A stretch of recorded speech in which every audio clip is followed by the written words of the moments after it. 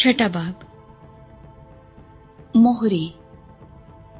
फिर मैंने देखा कि बर्रे ने उन 7 मोहरों में से एक को खोला और उन 4 जानदारों में से एक की गरज की सी ये आवाज सुनी कि आ। और मैंने निगाह की तो क्या देखता हूं कि एक सफेद घोड़ा है और उसका सवार कमान लिए हुए है। उसे एक ताज दिया गया और वो फतह करता हुआ निकला ताकि और भी फतह करे। और जब उसने दूसरी मोहर खोली तो मैंने दूसरे जानदार को ये कहते सुना कि आ। फिर एक और घोड़ा निकला जिसका रंग लाल था।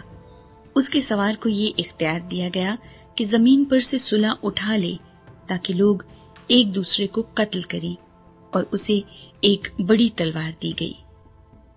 और जब मैंने तीसरी मोहर खोली तो मैंने तीसरे जानदार को ये कहते सुना कि आ। और मैंने निगाह की तो क्या देखता हूं कि एक काला घोड़ा है और उसके सवार के हाथ में एक तराजू है। और मैंने गोया उन 4 जानदारों के बीच में से ये आवाज आती सुनी कि गेहूं दीनार के सेर भर और जौ दीनार के 3 सेर और तेल और मै का नुकसान ना कर।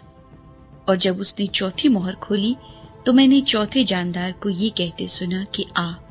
और मैंने निगाह की तो क्या देखता हूं कि एक जर्द सा घोड़ा है और उसके सवार का नाम मौत है, और आलमे अरवा उसके पीछे पीछे है।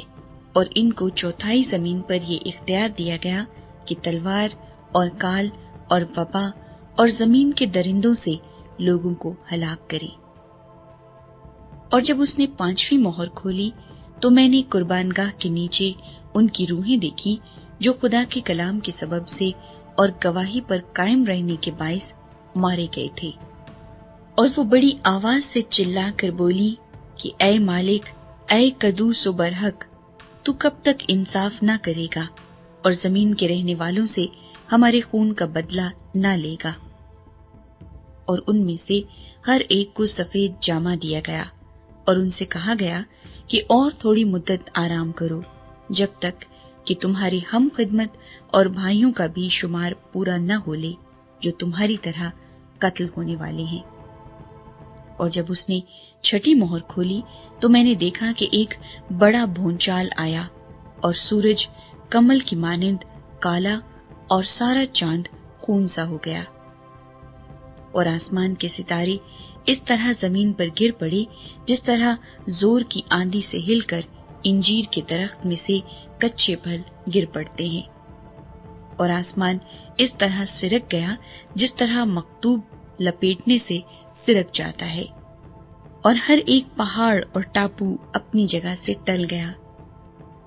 और जमीन के बादशाह और अमीर और फौजी सरदार और मालदार और जोर आवर और तमाम गुलाम और आजाद पहाड़ों के गारों और चट्टानों में जा छुपे। और पहाड़ों और चट्टानों से कहने लगे कि हम पर गिर पड़ो और हमें उसकी नजर से जो तख्त पर बैठा हुआ है और बर्रे के गजब से छुपा लो, क्योंकि उनके गजब का रोज़े अजीम आ पहुंचा। अब कौन ठहर सकता है।